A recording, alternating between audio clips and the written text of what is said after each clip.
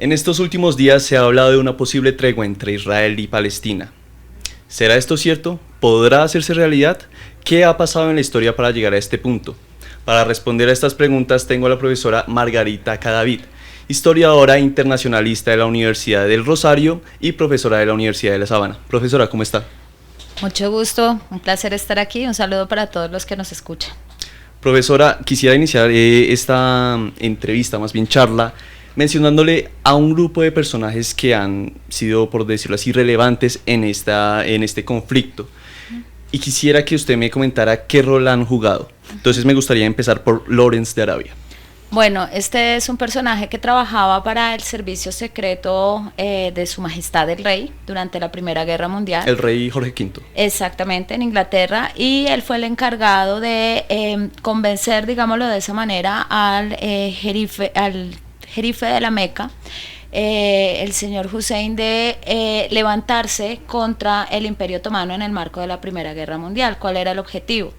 La Primera Guerra Mundial se planteó como una guerra que iba a ser muy rápida y resulta que se fue extendiendo y podemos decir que hubo una serie de etapas. Cuando se estanca la guerra, se buscan desestabilizar internamente a las alianzas, los países que hacían parte de las alianzas, entre esos el Imperio Otomano. Dado que el Imperio Otomano estaba compuesto por diferentes nacionalidades, entre ellas la árabe, la turca, entonces el levantamiento se suponía que era de los árabes frente al gobierno turco del imperio, con el objetivo de desestabilizar el imperio, poder abrir nuevamente el paso por los estrechos para poder abastecer a Rusia, que era parte de la Primera Guerra Mundial de los aliados. Resulta entonces que Lawrence le hace la propuesta al jerife con el contraobjetivo, con la contrapropuesta de decir que bajo esta ayuda ellos, es decir, Inglaterra, les iba a dar la República Árabe. Entonces se plantearon ahí diferentes fronteras. Obviamente cuando se hablaba de República Árabe, pues una república que integrara, por supuesto, aquellos territorios donde había estaban las comunidades árabes. Nunca se discutieron realmente las fronteras, digamos, no se dijo esta va a ser, se plantea así, y efectivamente entonces la revuelta árabe pasa en Siria. Los hijos de el jerife de la Meca hacen la revuelta árabe, ayudan a desestabilizar al Imperio Otomano, pero al final esa promesa se le hace a los árabes, pero en 1917 también se hace otra promesa, que es la famosa Declaración Balfour, donde el ministro de Relaciones Exteriores envía una carta que dice que Su Majestad el Rey está de acuerdo con la creación de un hogar judío en Palestina. Este ministro es judío, ¿cierto? El señor Balfour, Balfour no es judío, se apoyaba al sionismo. Los ingleses apoyan al movimiento sionista que nace en el siglo XIX con Theodor Herzl, promulgando este eslogan de un pueblo sin tierra para una tierra sin pueblo, haciendo referencia a Palestina y refiriéndose al pueblo judío. Promulgaba el regreso de los judíos a Palestina. Entonces Palestina era una provincia del Imperio Otomano, todavía no estaba en el siglo XIX bajo mandato británico, eso pasa después de la Segunda Guerra Mundial. Pero ¿por qué hacer esto? O sea, ¿por qué hacer esta declaración? Hay dos versiones que son como las que se dan en la historia. La primera, que era para tratar de evitar, digamos, que los judíos que estaban en Rusia los judíos rusos evitaran que Rusia se saliera de la guerra. Esto es 1917, que de hecho es lo que va a pasar. Y lo otro es que siguieran apoyando económicamente a Inglaterra para mantener la Primera Guerra Mundial. Inglaterra hace de la causa sionista una causa suya. ¿Por qué? Porque los franceses protegían a los católicos, los rusos protegían a los ortodoxos, y ellos entonces van a acoger la protección de la comunidad judía. De hecho, esa es una de las cosas que le va a quedar muy difícil a Gran Bretaña cuando sea mandatario del territorio, porque los judíos van a sentir que favorecen a los palestinos van a sentir que favorecen más a los judíos, y al final favorecían a ambos, pero como le habían hecho promesas sobre el mismo territorio a las dos comunidades, era muy difícil que los dos estuvieran contentos. Yo diría que ahí hay un error histórico enorme, y es la promesa que hizo Inglaterra de un Estado, porque hay que entender que la comunidad judía y la comunidad palestina, tanto árabe musulmana como árabe cristiana, coexistían en ese territorio, con dificultades. No era una coexistencia perfecta, había un grupo conformado por todas las entidades religiosas que hacía parte del consejo de una suerte de alcaldía que había en Palestina y todo esto. Entonces eso se empieza a romper con la promesa de un Estado. Y Lawrence, para mí, aunque él en su libro dice que él no lo sabía, que él no sabía que esto iba a pasar así, yo creo que si uno trabaja para el servicio británico, para el servicio secreto británico y hace este tipo de promesas a un pueblo, sabe perfectamente hacia dónde se va a encaminar la historia. Profesora, usted mencionaba a Turquía, ¿no? Y acá viene un personaje que entiendo que es muy importante, incluso es considerado el padre fundador de la actual Turquía, y se trata de Mustafa Kemal Atatürk. ¿Cómo fue su rol? El nombre de Mustafa Kemal Atatürk de hecho significa eso, padre de los turcos. Turquía se enfrenta a una, perdón si me extiendo un poco y me devuelvo mucho en la historia, hay que entender unos antecedentes. Entonces nosotros tenemos un imperio que estaba fundamentado el Imperio Otomano, un sultanato, el sultán era sultán y califa. Sultán es, digamos, un título que es político, el título de califa es un título religioso dentro del Islam. ¿Por qué explico esto? Porque era, digamos, podemos equipararlo a un absolutismo, si se quiere, como los reyes en Europa. ¿Qué pasa? Cuando pasa la Revolución Francesa, que Turquía, el Imperio Otomano tiene territorios en los Balcanes. Cuando pasa la Revolución Francesa, cuando viene todas las invasiones napoleónicas, se va a despertar el elemento nacionalista. Los primeros en empezar a separarse del Imperio Otomano serán los griegos en 1828 y luego vienen todos los territorios de los Balcanes, los serbios, y luego entonces, ¿qué va a pasar? En respuesta surge un grupo que se llama los jóvenes turcos. Este grupo de los jóvenes turcos lo que va a hacer es que va a decir, mire, estamos perdiendo territorio, el imperio se está desintegrando y a nosotros nos hace falta una modernización, hacer una revolución industrial como la que han hecho en Europa y reformular el gobierno, modernizar también el gobierno.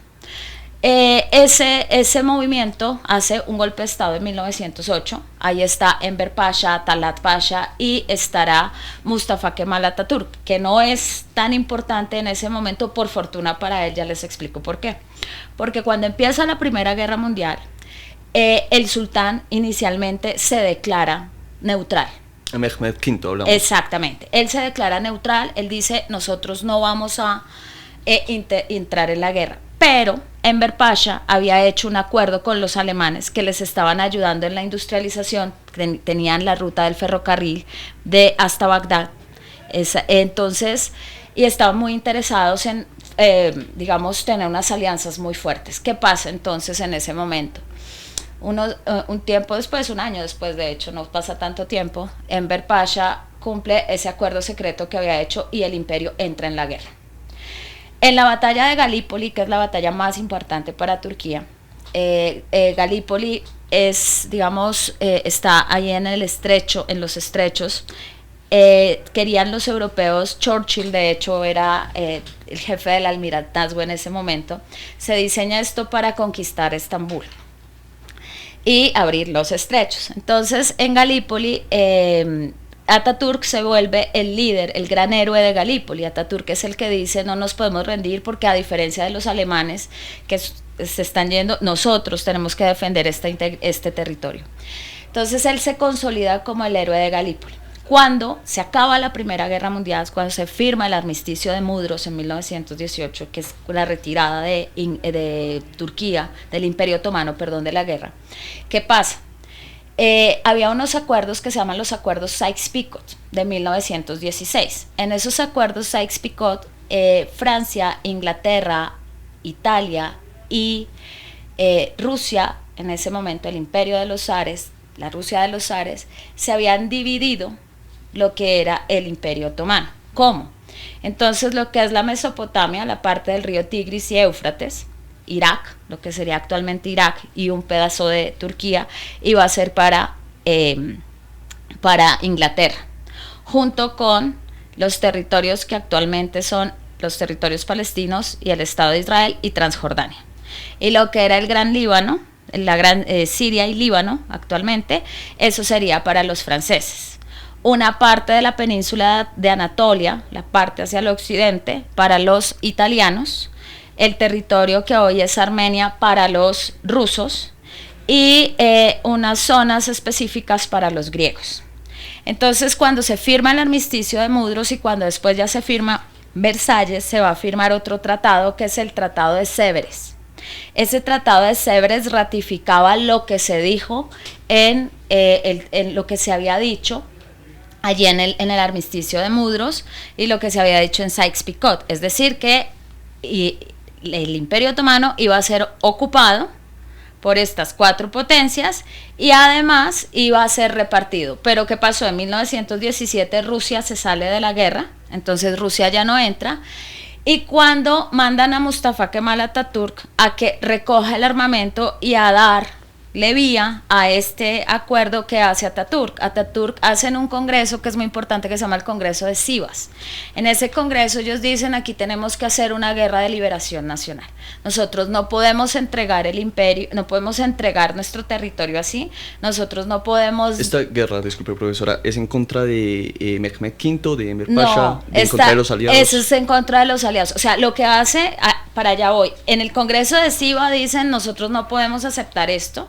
Lo que está haciendo el sultán va contra la integridad territorial, es una traición a la patria. Entonces lo que hace Atatürk es, en lugar de recoger el armamento, de organizar el ejército para la ocupación, lo que hace es armar una resistencia para no entregar, y hacen un gobierno alterno en Ankara.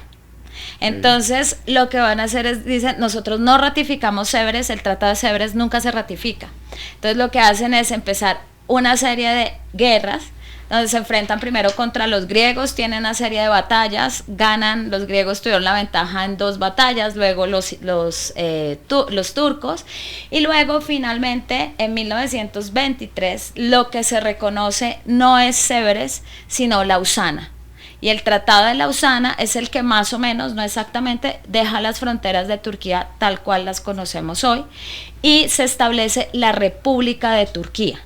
Y se hace la abolición, por eso mencionaba el sultán y el califa, se hace la abolición del título de sultán y van a dejar al sultán ya con el título únicamente de califa, pero Atatürk se da cuenta que en cualquier momento aquellos conservadores que se beneficiaban de ese régimen del sultán y los grupos más tradicionalistas podían volver a traer el sultanato. Entonces acaba con el califato, acaba con el sultanato, con los 2 títulos, y se convierte él en el primer presidente de la República de Turquía con el nombre de Atatürk, padre de los turcos. Entonces Atatürk no solamente es el héroe de la batalla de Galípoli, la batalla más importante para Turquía en el marco de la Primera Guerra Mundial, sino que además logró mantener la integridad territorial de la península de Anatolia, para que Turquía tenga las fronteras que tiene hoy. Por eso, para Turquía, pues es sin lugar a dudas el gran héroe nacional, y establece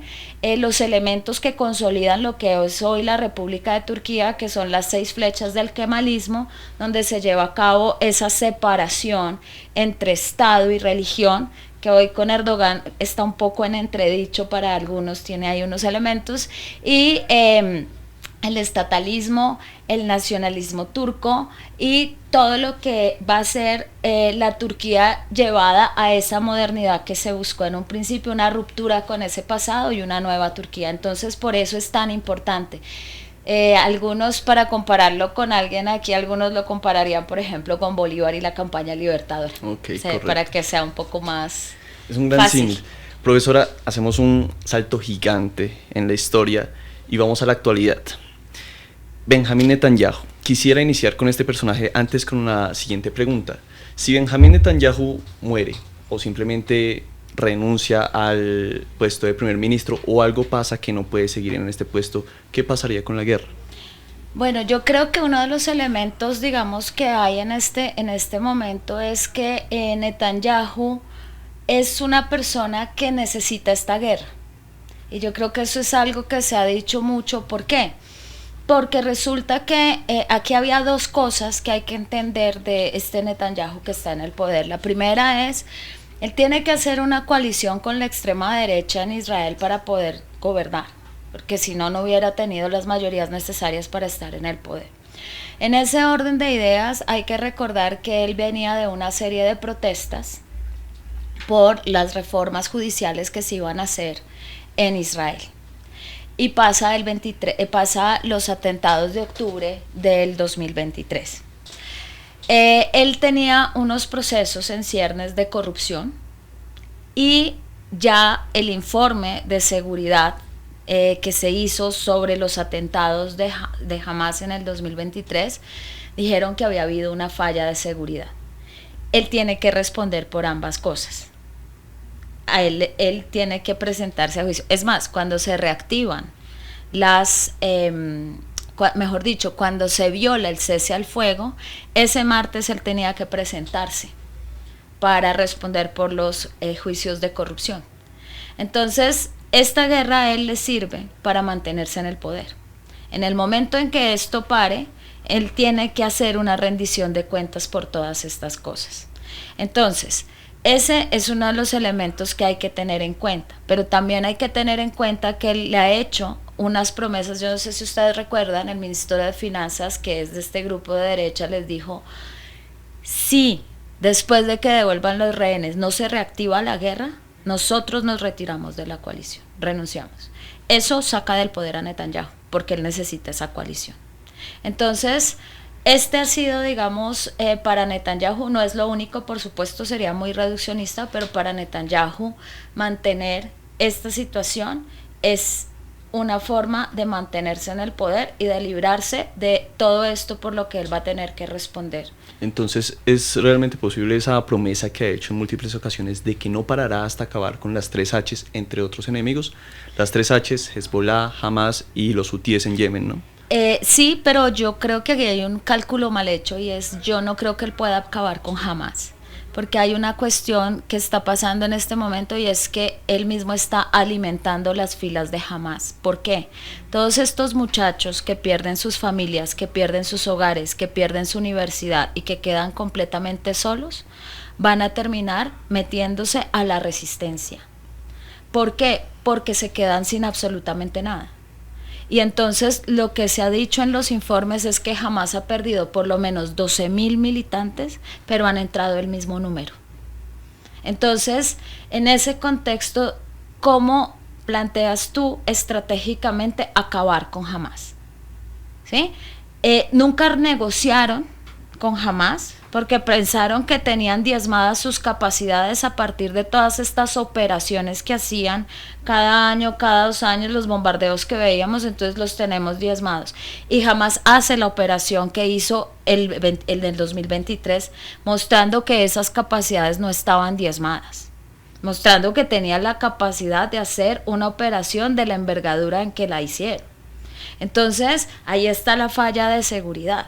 Creo que Netanyahu subestima demasiado las capacidades y a lo que sí nos estamos enfrentando sin lugar a dudas es a un castigo colectivo que está prohibido por el derecho internacional humanitario, a una que ya esto mejor dicho, ya no podemos darle otro nombre. Esto es un genocidio.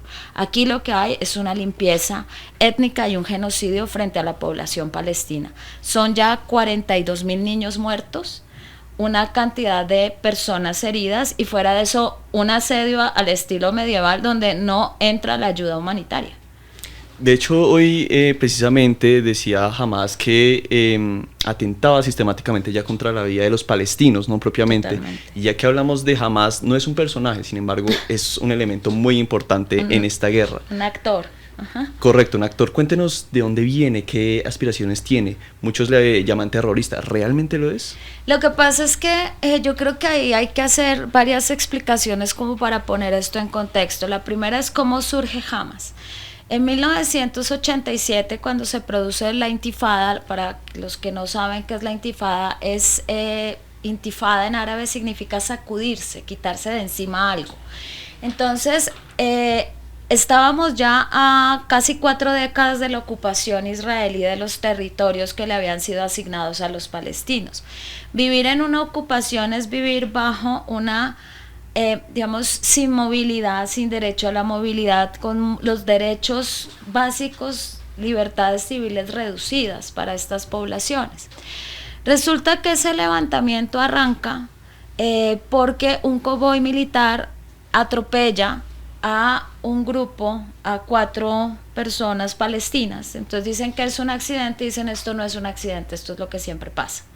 Entonces salen los muchachos y las imágenes de la intifada son la emblemática de la intifada es un niño lanzándole una piedra a un tanque, que nos mostraba esa simetría de fuerzas, que es la misma simetría de fuerzas que seguimos viendo cuando se trata de Israel y Palestina.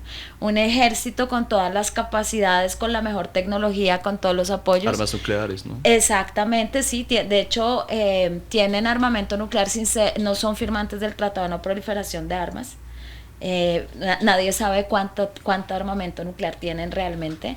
Y de hecho, un dato curioso, el nombre de la operación, si se llegara a usar, es Operación Sansón.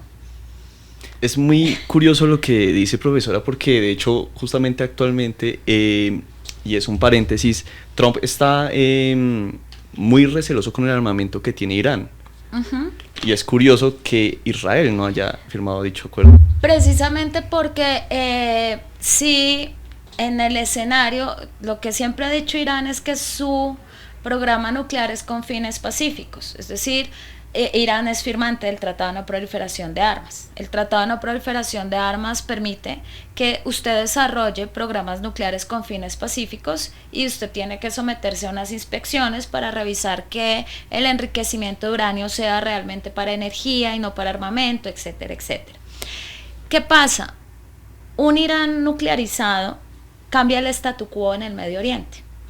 Porque en el Medio Oriente el único que tiene capacidad nuclear es Israel. Si Irán tiene capacidad nuclear, entramos en el juego del MAT, de la disuasión por la destrucción mutua asegurada. Ajá. Entonces, no es conveniente. Entonces, ¿por qué? Porque cambia el statu quo de la región. Pone a Irán en una posición, digamos, de disuasión, de capacidades militares mucho más amplia y fuerte. Hay que saber una cosa, pues los que se vieron Oppenheimer creo que entienden esto bien. El dilema que plantea el armamento nuclear es ese. Se supone que es un armamento con una capacidad de destrucción tal que si yo lo poseo nadie se va a atrever a atacarme. Pero resulta que lo usaron para demostrar la capacidad destructiva que tiene el armamento nuclear. Pero estamos de todas maneras a merced de que el líder que está en el poder en el momento pues no lo use, pero con el liderazgo mundial uno no podría asegurar que en algún momento no digan voy a utilizar armamento nuclear. Entonces es una situación que sirve para la disuasión, pero también para algunos es una situación que genera un dilema de seguridad y unas complejidades mucho más amplias. Pero entonces, volviendo al tema de lo que me preguntaba sobre Hamas y sobre cuándo nace, después del paréntesis, pues ¿qué pasa con Hamas? En 1987 empieza este levantamiento, la OLP, que es la Organización para la Liberación Palestina, que agrupaba a todos estos grupos que luchaban por la liberación palestina. Estos grupos fueron en su momento, esto lo explico para que se entienda el concepto, estos grupos en su momento eran grupos que fueron considerados terroristas porque usaron las vías de hecho, pero son grupos que se enmarcan en el concepto de grupos de liberación nacional. ¿Por qué? Porque luchan contra una potencia ocupante o colonizadora. Entonces esto lo digo ¿por qué? Porque el que es el terrorista para unos es la resistencia y la liberación nacional para otros. Y esa es la perspectiva. Y el terrorista de hoy, esto va a ser todavía más polémico, el terrorista de hoy es el Premio Nobel de Paz de mañana. Porque Mandela no era un pacifista. Mandela, cuando luchó por el apartheid y antes de que lo metieran a la cárcel, luchó a través de las vías de hecho porque no había otra manera de buscar eso. Entonces, ¿qué es lo que pasa con Hamas específicamente? La OLP hace un guiño, podríamos decir, en la década de los 80, diciendo declaramos el Estado palestino, hace una declaración en Argel, y esa declaración es implícitamente el reconocimiento del Estado de Israel. ¿Por qué? Porque ya está reconociendo la existencia de otro. Y en 1987, Hamas dice, nace Hamas y dice, nosotros ya no estamos de acuerdo con la OLP, ya no consideramos a la OLP que represente la resistencia, y se crea este nuevo movimiento. ¿Cuál es la diferencia? Mientras la OLP aglutinaba movimientos laicos, Hamas tiene un componente religioso, que es ¿cuál? Queremos organizar un Estado basado en el Corán. Ahora, Hamas en ese momento, en su carta fundacional en el 87, fue bastante radical diciendo, para que exista el Estado palestino, Israel no puede existir. ¿Sí? Entonces era, y vamos a utilizar las vías de hecho. Ya después, en el 2017, ellos cambian y hubo bastantes cambios. De hecho, el hecho que se presentaran elecciones en el 2005 tiene que ver con el reconocimiento que hacen de Oslo. Ellos nunca se presentaron a elecciones porque para ellos presentarse a elecciones era aprobar los acuerdos de Oslo, y ellos estuvieron siempre en contra de los acuerdos de Oslo, que creó estos niveles de autonomía y permite la aparición de la Autoridad Nacional Palestina. Cuando se presentan ya le están diciendo a Oslo, está bien, nos acogemos a Oslo. En el 2017 dijeron, ya no queremos la destrucción de Israel. Lo dicen, lo afirman.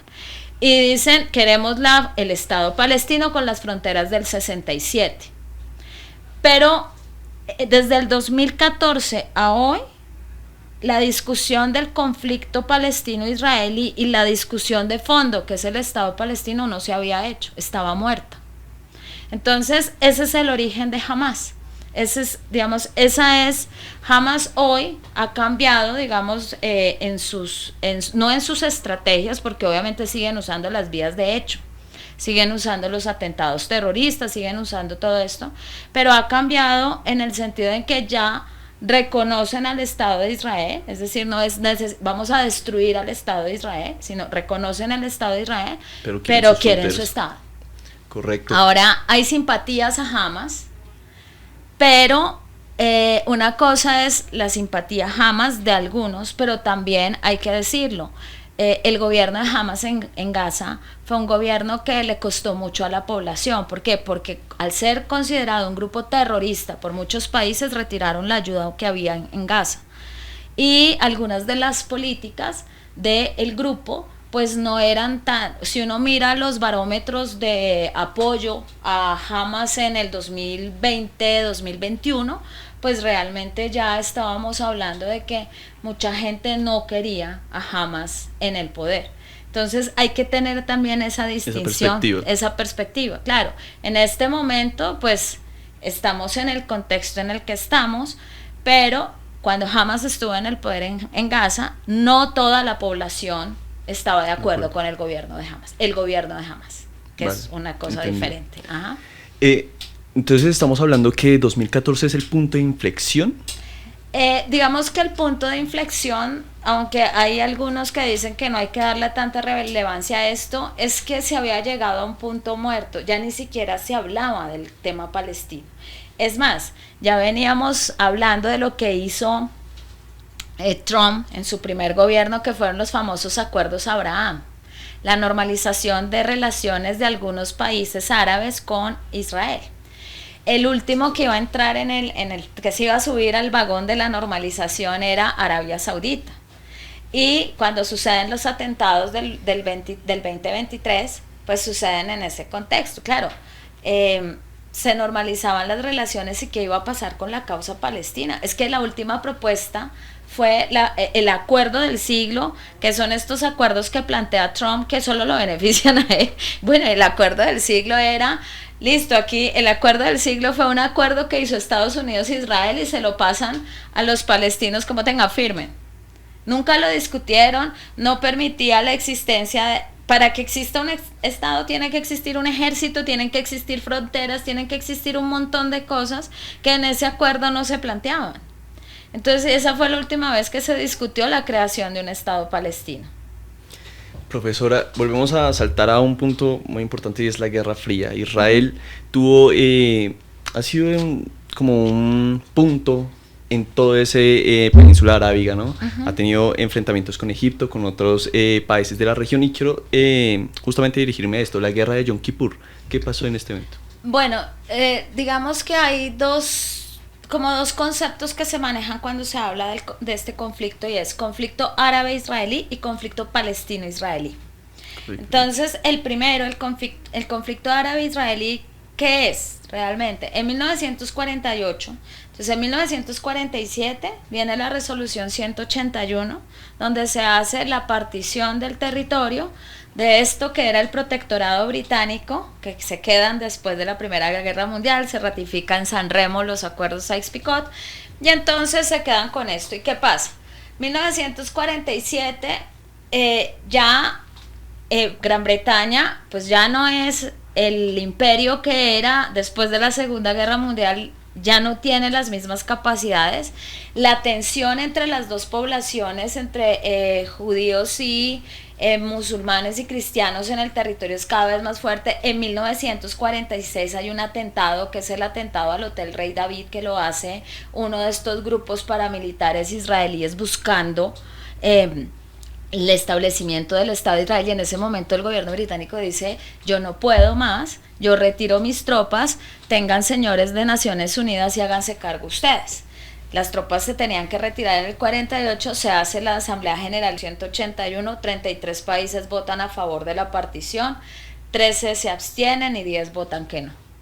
Entre los que se abstuvieron, se abstuvo Colombia, bajo el argumento de que eso iba a crear inestabilidad en la región. Para los que dicen que Colombia siempre ha tenido una postura a favor de Israel y no a favor de Palestina, históricamente Colombia siempre ha tenido una postura a favor del derecho internacional y del respeto al derecho internacional, y eso hay que tenerlo claro, porque ahora estas causas se vuelven de derecha o de izquierda, ¿no?